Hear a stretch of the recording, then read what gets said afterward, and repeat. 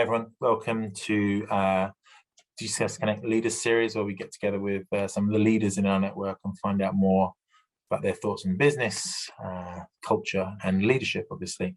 And we've got Stefano Cantarelli, who's the Chief Marketing Officer and Executive Vice President of Mavenir, which is very interesting product company within the telecoms industry. We have a great chat, a far-reaching chat about many things, but it's really about, presenting new technology into a very established industry and the best ways to do that and the best way to be a leader within a company that's doing that. So without further ado, here's Stefano, and I hope you enjoy the conversation.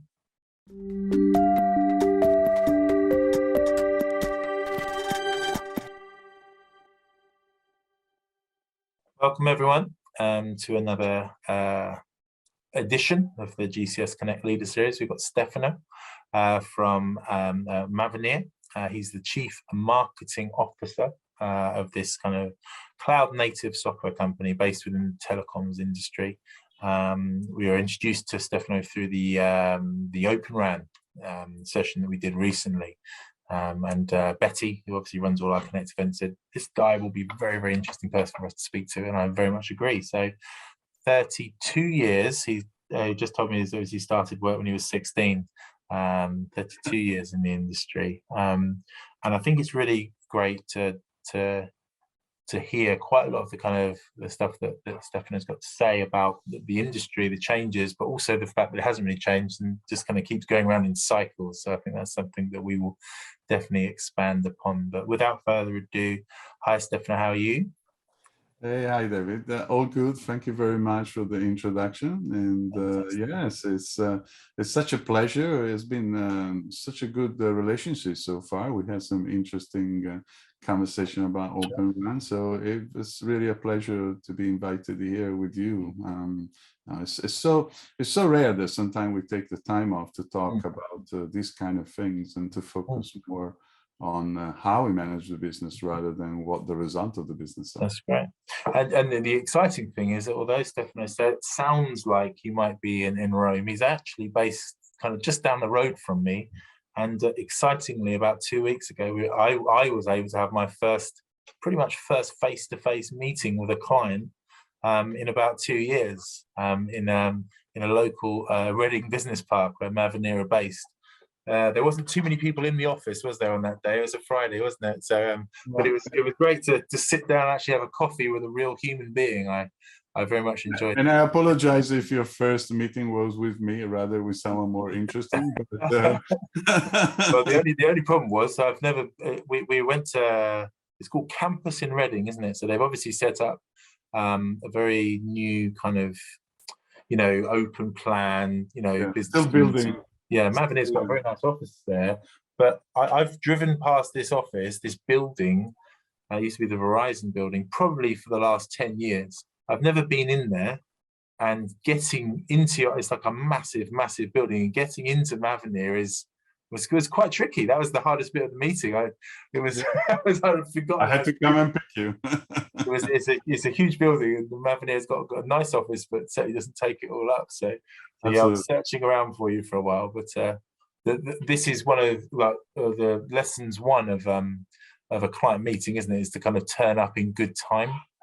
Turn up about 15 minutes before, make sure you know where the office is, make sure you're sitting in reception. These are the things you learn in early recruitment consultant speak. And I didn't do that because I was just around the road. It's like 2 minutes. I left in 2 minutes, got there, realized I didn't know how to get in to see you, that sort of thing. But we were relaxed, David. And these kind of things, I have learned it through the years, especially because my origin is Italian, and Italian are renowned to be always late. So when I moved to the UK, one of the biggest things for me was just to live up, or actually the opposite of living up to the expectation of being always late. So I always paid a lot of attention to try to be on time.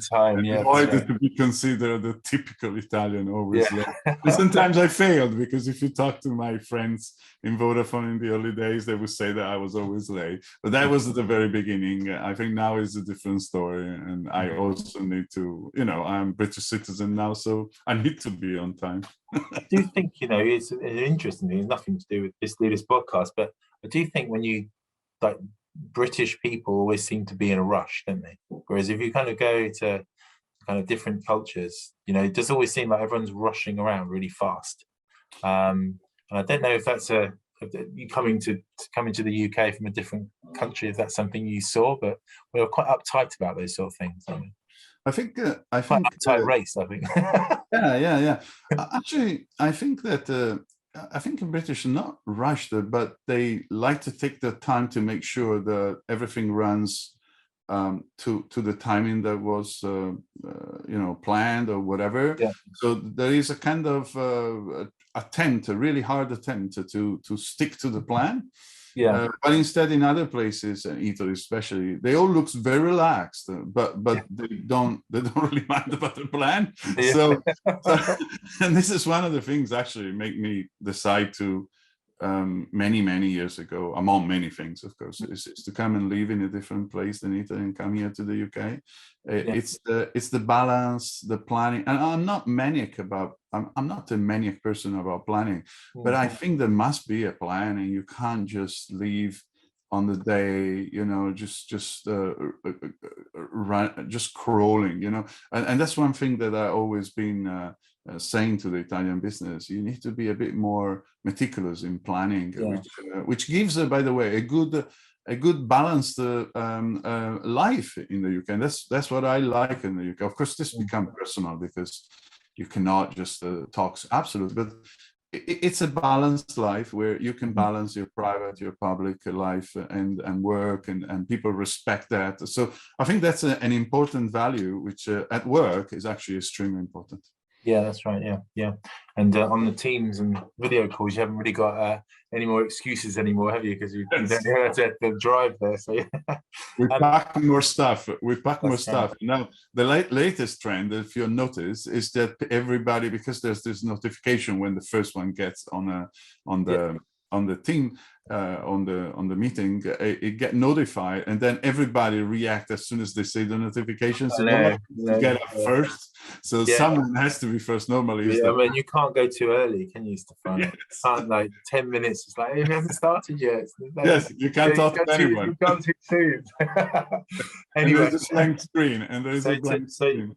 So to kind of really properly kick off. Take us through Mavenir and take us through your kind of role within Mavenir, because it's a very interesting organization, and if you don't mind me saying, you're a veteran in the telecoms industry, and I think Mavenir is disrupting that industry, isn't it? So it's very interesting to hear what you guys are doing there. Yeah, I think, David, you touched an important point. As you said, I've been in this industry for a long time, and I covered almost any possible type of role, mainly in the technical space. So I was born as a strategist and developer, software, hardware. I've done sales, I've done operations. You name it. You get to a point where you think, well, am I learning more, or is it what it is? And then you get into a situation where you join a company like Mavenir, which knew because I knew the owners, the CEO, and so on, with friends for a long time. And you think, oh, here we can make a change, which is really the main things I've always been looking for in my work career, or in general in life. It's be able to make a change, being able to leave something, that represent a change.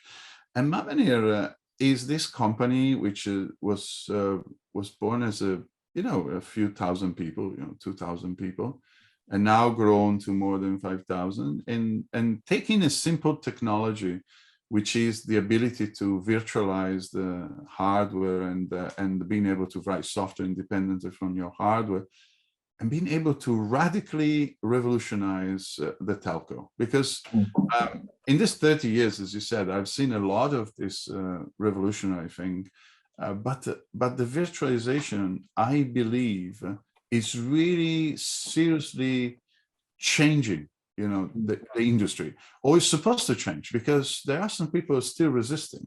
And I have seen this resistance in many other changes, which is very typical. We can say that technology can change hard, but in reality, all the major blocks on the way of technology changes or technology transformation are always the human aspect, always the human factor. Technology, you can manage it, you can contain it, you can bring it up, you can learn it. But what really makes it difficult is really the people and their mindset. There's so much resistance, and this is across everywhere. This is no national boundaries.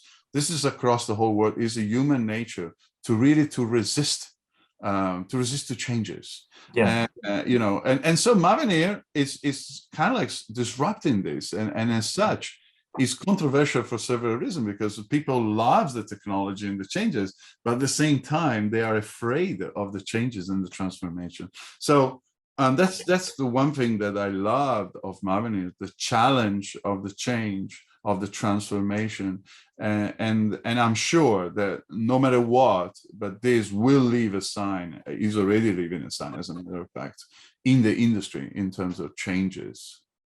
Yeah, I think it's definitely, it's something. I mean, as I told you, I used to be a recruitment. Well, I've also been a recruitment consultant, but my first market was doing kind of, mobile phones, GSM. I think I was supplying to Lucent when you were working at Lucent, and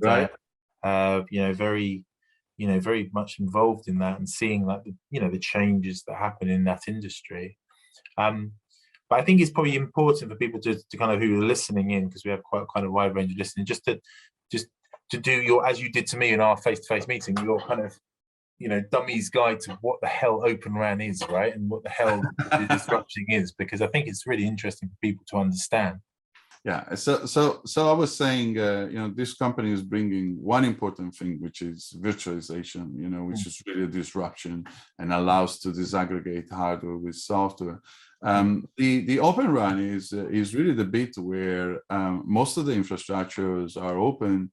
The only bit that's always been historical, somehow a closed system, is the radio access. And there were good reasons at the beginning, because of course there were many things to think about. But now, considering many things, it's important, considering how the whole economy has gone, the whole marketplace has gone in terms of number of suppliers, for several reasons, very complicated, they're reduced to a very small number and so on. It's important to reopen the market, because, we always say innovation is driven by competition. If there is no competition, there is no innovation. And this is something that, by the way, through the years, I have personally experienced as an operator, for example. You can see if your supplier is only one, they tend to sit back and relax, and that the first thing you want to do, you always bring a strong competition in order to kind of revitalize, or fire back at these people who feel too comfortable when they are on their own. So if we go back to Open RAN, what it's all about is a couple of things. The first one is to bring virtualization to the RAN space, where up to today has always been very specialized, very customized. So the ability to run on servers the radio access. And the second thing is also to open the interface between the processing of the radio access and the actual physical radio unit, in order to be able to diversify the market, because the radio component is the most expensive in general if you look at the overall cost of a network, and as such, being able to have multiple suppliers there bring a significant diversification, but also the ability to run application on top in a very dynamic way, which means, like, for example, big things that Open RAN brings is this all, they call it radio intelligent controller, RIC, they say, which is a set of applications that you can sit on top of these solutions, and they smartly utilize AI, artificial intelligence, and they improve significantly several aspects of the radio network, starting from consumption, starting from efficiency, traffic congestions, but also bringing new features on top and pushing to users new capabilities. So, you know, overall, this Open RAN has become massively big. We understand that, of course, overall there was a big push because of the high risk vendors in the Western countries. Of course, that has also created even a more immediate need for an alternative to that. But it's clear now. And what I wanted to say, compared to last time we talked, you and I, finally this week, the fourth operator in the US, Dish, has announced the launch in their first market, which is Las Vegas. And they officially launched their network, and Mavenir is the supplier for the radio access network. So now finally we can say not only the Open RAN is there, is ready, you know, and so on, but we can finally say it's live, it's performing, you know, and is an example for brave people, because that's what it is. And I think it's going to be a leading motif for all our conversation, because really the human factor is becoming so important. It has always been so important, David, to the extent that's why management, leadership, and all those kind of things are actually extremely important in our business, because at the end, despite technology is a leading thing in our sector. I mean, you can't really have a generic sales guy selling telecom, or a generic product manager managing telecom product, or so on, or even a marketing. You cannot just have just a very generic marketing person. But having said that, people are still the most important in the success in your business. I guess it's quite interesting. You kind of talked about risk there, you know, and people don't like to take a risk. But I guess the psychology of it is, once you can kind of prove it's working and providing efficiencies and it's better in some ways, people also don't like loss, do they? So if you know, it's easier to market something where, look, this is working really well, and this, you know, yes, it might be a risk, but this person's taken this risk, and now look how well this company, this organization is taking this risk, and then it's the fear of loss, isn't it? Which is, as a salesperson, in the psychology of it, you play on quite a lot, don't you? But you don't like risk, but you also don't like to lose, right? So which one's worse? Absolutely, David. I think you know, it's like in Italy. I think it's Saint Thomas, the one that had to touch, you know, in order to believe, right? I think this is a natural thing, of course, right? But being a technologist, and this is a very important thing in technology and in our world. Being ahead is always an advantage, even if there are risks, but it's always an advantage, because you learn before the others, and you are able to take advantage of that before the others. There is risk, yes, but I always said to people, you know, we can always do mistakes as long as we learn from them and we don't repeat them, right? So actually going through some mistake is better than just wait and do everything perfect, because waiting means that you're going to do it, but are you going to really learn? Not really, because once you got something that works perfectly, you just put it on, but you don't understand how it works or what has to be done. And the first time that you need to do something about it, you just really don't know what to do. Yeah, my view in technology, and as I said, I've done a lot of technology strategy in company like Vodafone and so on. It's really to go and do it. Of course, you need to set your protection, your safety belts, right? So you need to do things in a proper way by looking at them and the risk in them, but you have to move. I think that's the one thing. You have to do the first step. And in my career, first step has always been a successful choice. You know, so I guess one of the big businesses at the moment, obviously, you know, if you look at someone like Tesla, you know, to say we only do electric cars and we only do, like, premium electric cars, before anyone even really thought that was a thing you could do. And now you see the rest of the industry kind of following him. And that's it's a good example, isn't it, of someone who took that risk and is now reaping the benefits. Absolutely, David, and it's a very good example. And we have an even even more relevant example with the iPhone and the changes that iPhone and Apple brought to phones. I mean, when iPhone, I dealt a lot with phones, and especially in the time where Nokia was big with their phones, were definitely where they were the king, or the queens, whatever. And at that time, you know, when Apple came out and said we're going to make a phone, I was already kind of like a biased in Apple because I moved on to Apple a long time ago. But I was thinking, phones is not the same thing. It's quite difficult. It's quite different. Not difficult. It's different. You need to know what you're doing. So I was a bit skeptical. Okay. But then when they came out with the first platform, it was like 2007.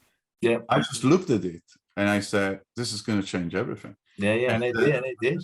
Even if, when you think about it, 2007, they came out with the 2G platform, which was not even a 3G. And you thought like, you know, some people start to say, oh, it doesn't do picture messaging, this kind of things. And I felt like you don't see beyond your eyes, you know, you don't see beyond your nose. This is something that can be iterated. It's going to change. This is going to change. And in fact, it has changed everything, you know, all the mobile phones. So same for Tesla, is going to change a lot. And everybody now is following that. So absolutely right. You need to follow that. And I got tons of examples, you know, of technology that I have personally introduced and start pushing in. And it always gives, because if we go down to see what is the impact on people of these technology changes, I just want to make an example, which is also now with virtualization, but I want to go back in times with another example. Back in the 2003, 2004, the big change happened when voice services started to be implemented onto a data network. So we were moving from traditional circuit switch voice onto packet switch, which means what is traditionally called voice over data, voice over IP, you know, those kind of things. At that time, I had a lot of people in the voice department that were coming to me and they'll say, oh, this is going to all break our department. You know, everything's going to go to the packet data guys. You know, we will not get anything to do, you know, and there were a lot of people complaining about it. And at that time, as a leader, I was like, oh, why these people are complaining? You know, they are the voice experts. So voice, no matter what, is going to be their domain. They understand the requirements of voice. They understand what a voice service is, what the requirements are. So whether it goes onto a circuit or goes onto a packet data service, what's the difference? You know, the requirements are the same. And in fact, that's the way we looked at it and say, look, you know, voice is always the same service. You just need to look at it from a different perspective. And the same is happening now. And that really made it completely different. The people gain some confidence because they knew the stuff, right? So it was just a question of confidence or question of belief or question of, oh my God, it's changing. Forward, like this is the journey now. Oh my God, it's changing, right? Oh my God, it's changing. A lot of people tend to say, oh, this is difficult, really complex, right? You can hear it today. Disaggregation, virtualization, so, oh, this is very complex. This is not complex because it's just different. It's just different. You said that. Otherwise, it would be an insult to what we have done in the past because, okay, that was easy. Some of the things we have done, you know, in the telco industry about SSS7, the communication, I mean, it's quite complex stuff, you know, it's not an easy stuff. So it's not a question of being more complex, it's a question of being different. And that's where the leadership comes, I think, in an organization, is to be able to explain to people that is not more complex, is different, and they will always be relevant for that. They will always be the master of the technology, and they will not be the servants. Even though these days I know you cannot say master and servants anymore. I got some interesting guidelines on the all-inclusive stuff where he says, even in documentation, you cannot write master and servants anymore. You need to say, I think it's prime and secondary. I think you need to change the word. You cannot use anymore. Disruptive, you know what I mean? But to come back to the topic, you know, one of the most important things is really to understand people that they are the masters of their own changes, their own future, and their knowledge goes across, and changes are better to be embraced rather than be rejected or resisted to. I think this is one thing that, and of course, in doing that as a leader or as an executive, you need to help the people, right? Because it's not sufficient just to say it's going to be all right, because that's too simple, right? So what you have to do, and this is what I have tried to do across all my career with people, with teams, and so on, is to say, you guys don't worry, I am beside you, and if something is going to blow in the wrong direction, I'll be trying to shield you, because you have to go on and do the changes. So I would try to avoid any distractions around you, some unnecessary distraction, but sometimes in the business, there are issues that people don't understand, at executive level, board level. Sometimes they don't capture what really the changes are. And that's exactly the job, to manage the boards and so on, to say, is going to be the factor to change everything, right? And shield the people who have actually to implement those changes.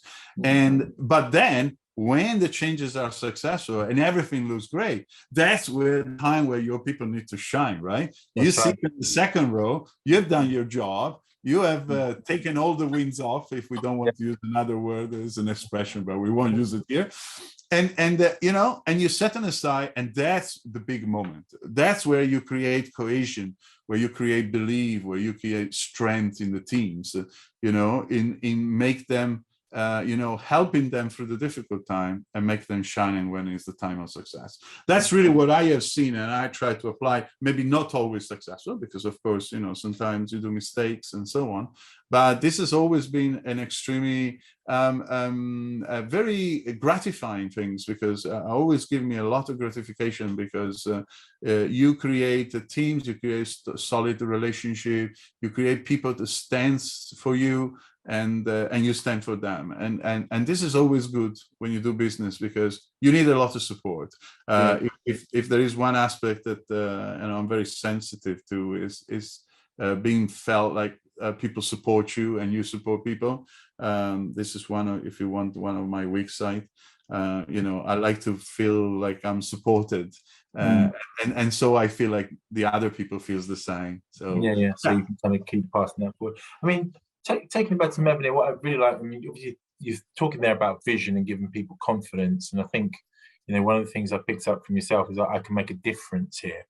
So the challenges that you've encountered as a leader, and linking into all the things we've said there, is really driving that forward. Is about kind of making that difference, because that's obviously your prime thought here, is I want to make a difference. So working within Mavenir, working within your role, which is really to kind of create the market for Mavenir, has that proved challenging, and what types of challenges have you come across then? Yes, and you see, my position as a chief marketing officer is an interesting one, because I never done that. But as we said, in an industry where everything is extremely technical, of course, even my role has a certain specific characteristics. And you said that where the challenges? The challenges, as I said before, is to transform the world, and there is a lot of resistance in that. And the resistance here are given from the people, as we said before, so people who are resistant to changes. But in this case, there are other forces, like legacy vendors, people who actually don't want to change because their business is based on what is dedicated on that. And so the effort here and the challenge is double, because not only you have to convince and push your customers to understand that that is the way to go, but you also have to push back on your competitors.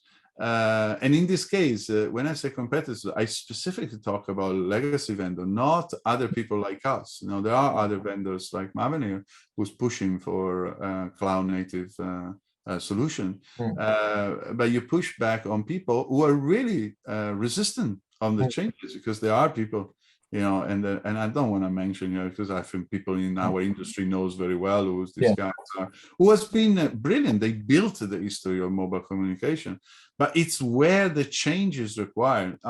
It makes me go back, David, to when I was in Vodafone and I was dealing with a big supplier, which is Ericsson. And, you know, I have helped a lot Ericsson in some cases, and some people in the top, well, all the executive of Ericsson remember that, for example, in the old days, they were not really particularly interested in a technology called IMS and so on. And we pushed them and we let them understand why it was important. And all of a sudden, they became probably the #1 for some time. For some time. Now, of course, Mavenir understanding and doing more cloud native, so we are more. We are definitely better in this space. But what I'm trying to say is that it's a world where everybody needs to contribute in order to get their mind over. And I think that today that challenge is not only for the success of Mavenir, but is the success of the whole industry.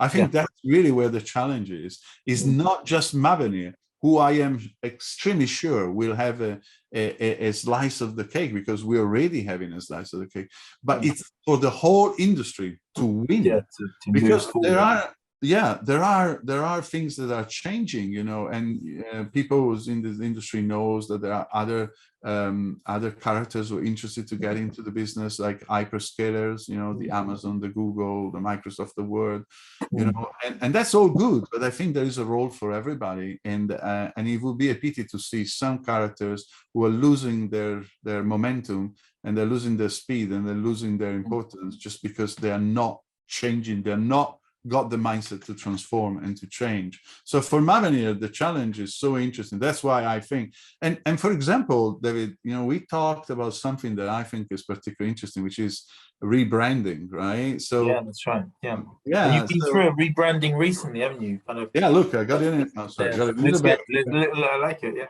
That's why do you think that's so important? You know, why did you decide to do it? Because it's a lot of work, isn't it? Really, you know. It's some work. We didn't change the name of the company, which is maybe even more work, but we changed all the messaging and the logo and the graphics and so on. So what happened? First of all, for me, this was a very interesting project because it was different from what I have done in the past, right? It's the most marketing things I've ever done. So I was particularly interested, and I played very active. The challenge for you were disrupting yourself. Absolutely. And convincing me in the first instance, because sometimes you were like, these are things, you know, they're just words, you know, but actually I looked at it and it's part of the transformation. So we looked at our old logo and we said, it's a great name, great logo, but things are changing. And when things are changing, you need to get a new perspective. So until last year, our image to the customer was like a disruptive company, the cloud, end-to-end cloud native, only industry network software provider, you know. So we were setting ourselves like, we are unique, we got something special, it's going to disrupt things and so on. But then we realized that that's not enough. People like, as we said before, people like the technology, but then they resisted to change, right? So the next position, because now everybody knows that. So I would say that compared to 4 years ago, where we were perceived as a very small segmented company, fragmented company, now we definitely stand in another place. But the next step was like, people needed to embrace that change, needed to embrace and trust this future. And that's where it came. The whole thinking with a very brilliant company that we have used in the US, Want Branding. It's a great company who has really helped us because they're very knowledgeable, but at the same time, they do it with us. They did it with us, which means we were active role in those choices. We were active role in the discussion. So it didn't feel like they went away and then came back with something and that's it, right? So. Right. So what we have changed, brand, you have to believe in your brand, because, like you said, talking about leadership and vision, you know, we went through one recently. You've got this kind of employ the future.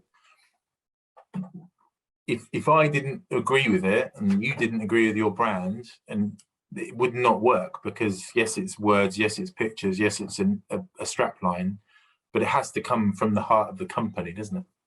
Absolutely, and that's what we did. We looked at it, and first things on a graphic, what happened is just we made it slicker, more modern. You know, before it was a bit rounded, now it's more sleek, more modern. That red line there was a kind of M swiggle inside the big M. We made it straight now, clear directions. You know, very is stating the leadership of the company and so on.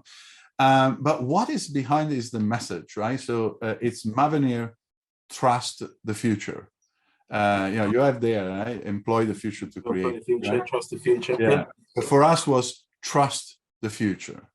And trust the futures implies embrace the change, embrace this transformation, embrace the people who are making this transformation. So that's what we claim. And then we added a very strong line, which is one network, any cloud, all software, which is really the vision we have in telecom, which means a convergent network, any cloud, whether it's public, private, hybrid, it doesn't matter. It needs to be cloud native, and all software, stating not that we don't need hardware. It's just the disaggregation of virtualization, where the software is the intelligence that drives the solution. So people trust software, don't they? And people trust, you know, the cloud. So you're kind of putting yourself in that world. And I think it's really interesting about that is trust. So like we just said right at the start, we said people don't like risk, right? But if you trust something,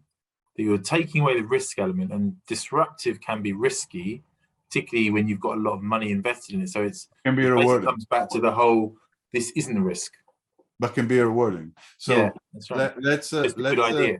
Let's make it a little example before we move on to the branding experience and why it's important also for the people. The fourth operator in the US, Dish, has built most of their network on cloud, on public cloud, actually. Right. So they don't have their own data centers. They utilize Amazon data centers in order to implement the core of their infrastructure.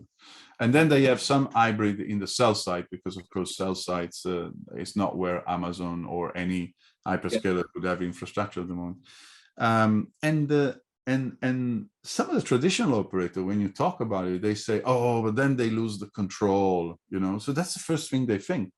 But they don't realize that actually that means the Dish have not really invested any money in the data center. So they have been able to invest their money into something else.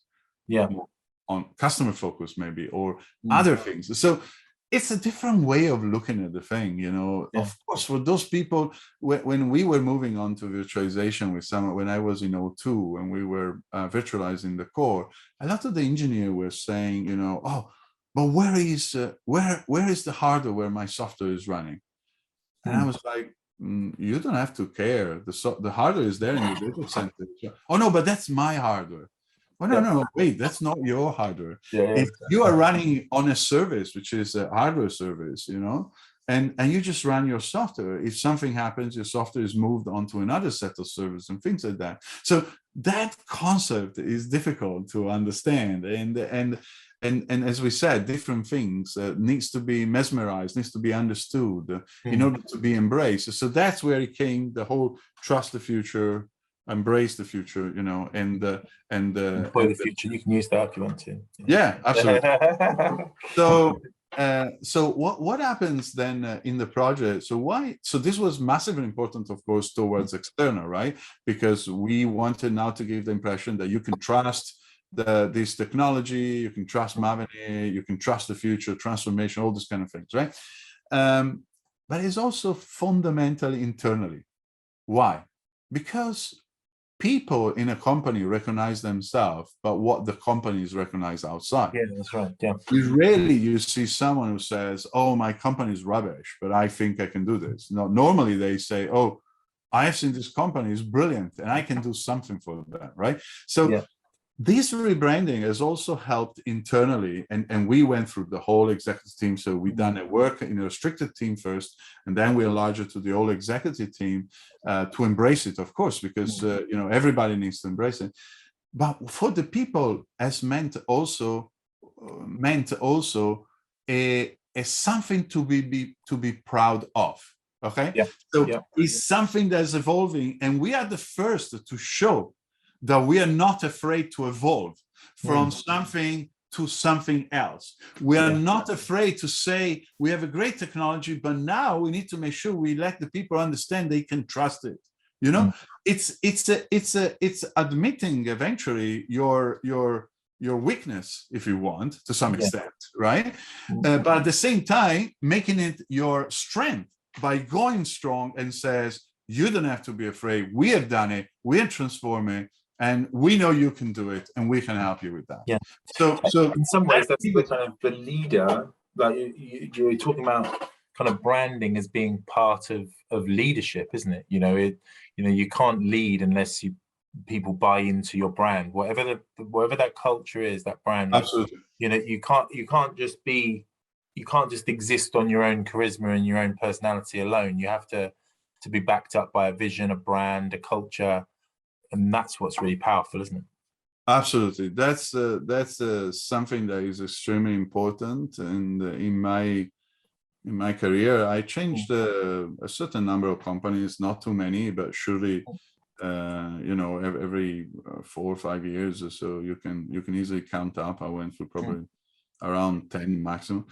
But you buy into the company. You know, you don't go in a company just to say, oh, that company is rubbish, I'm going to change it all over. No, that's not what you do. What you do is to say, oh, there is something there which is excellent. I'm going to take it and move it forward. And Mavenir was one of those things. And we just felt like we had, it was the time for change as an image, which was reflected into the business, reflected into the logo, into the messaging, you know, and so on. And it was recognized by everybody, and has been extremely successful, at least from the point of view of visibility and the positioning and so on, because marketing, Mavenir has been growing significantly and is continuing to grow. Of course, the challenge is still there. It's not that we have solved the challenges just by rebranding, but it is. That'd be nice, wouldn't it, if we could do that? I would rebrand every second. But what branding company in New York would be very well. Yes, I'm sure they are.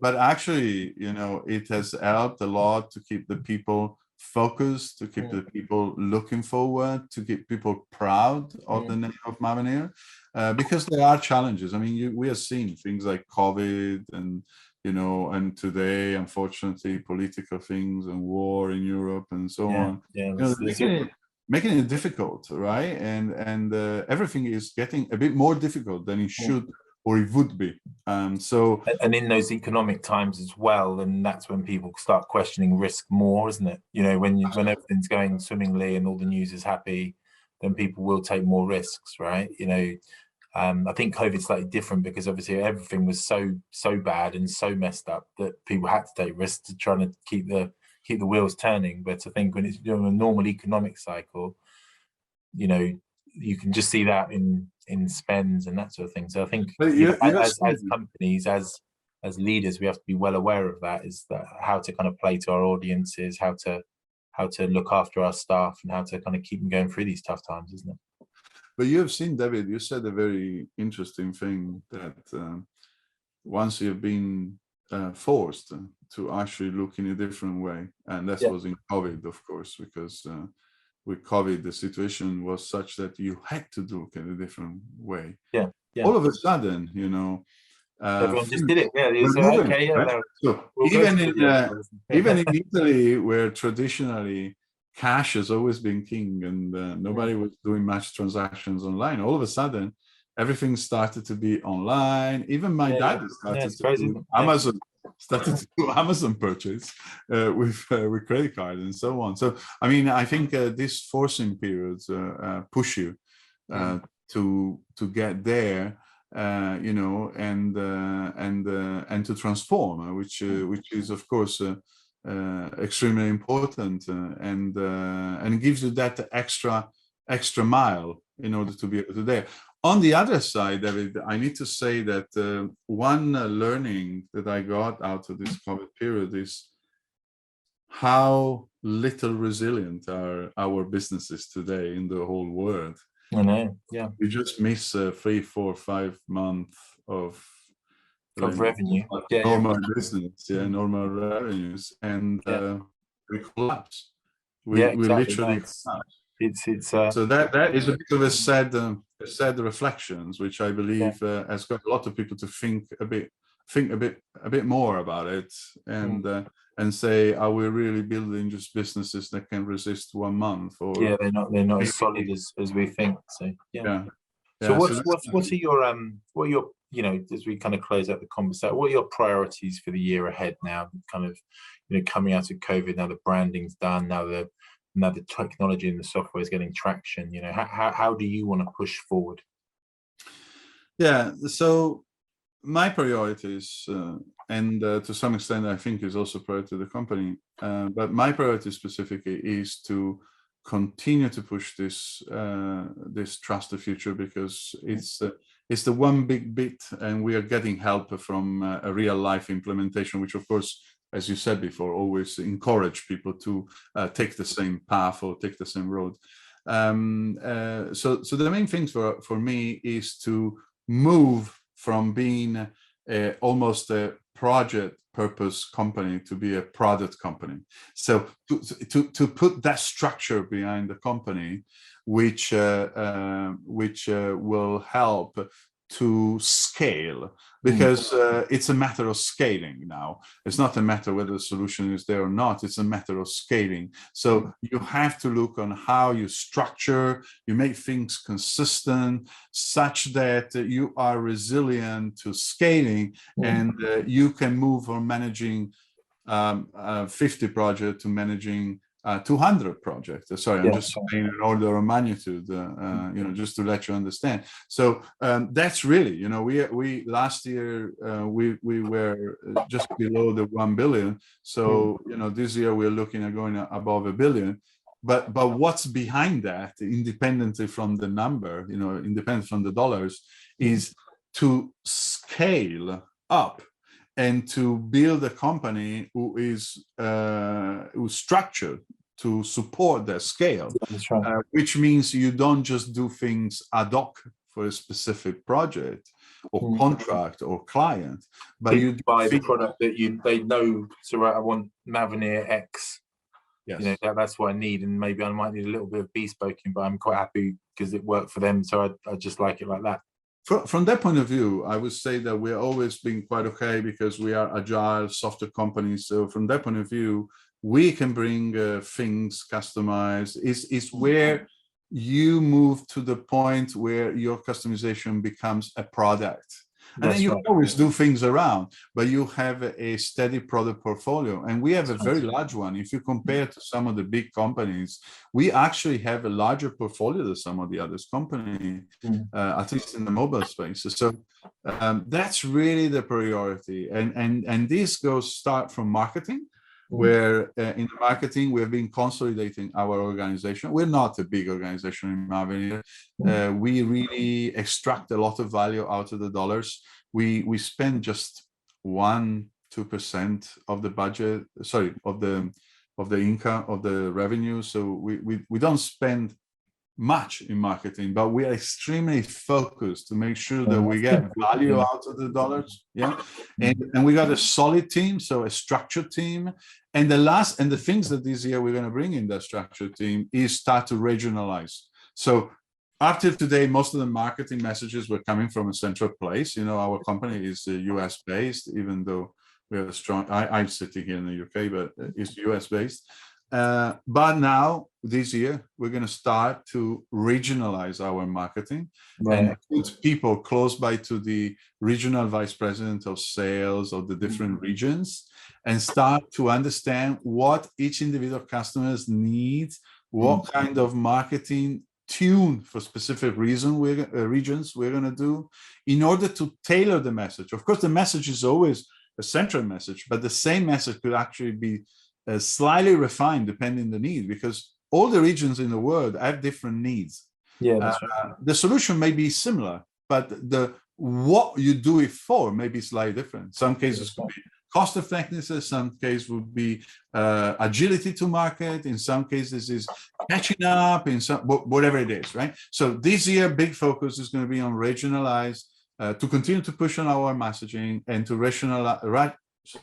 regionalize our marketing strategy, and as I said before, to make the company always continue to strengthen the structure and the coherence of the company and make it scale for a massive success. Fantastic. Well, it sounds like it's going to be another great year for you, Stefano. And, another roller coaster. That's right. Well, there's always ups and downs, and there's never a straight line. But I do wish you well now. Thank you very much for taking the time out to speak to us. It was a very interesting conversation. And yeah, sorry to call you a veteran. You know, that was a cheap shot, but you know, I'm used now. I'm used now. And, I'm used now, and that's what I am. So I'm proud of it. And I really thank you so much, David, because as I said before, there's very few opportunities where you can actually sit back and for half an hour, whatever, just talk about these things in a very pleasant way, as with you. Brilliant. Well, have a great day. Thanks very much, Stefano. Cheers.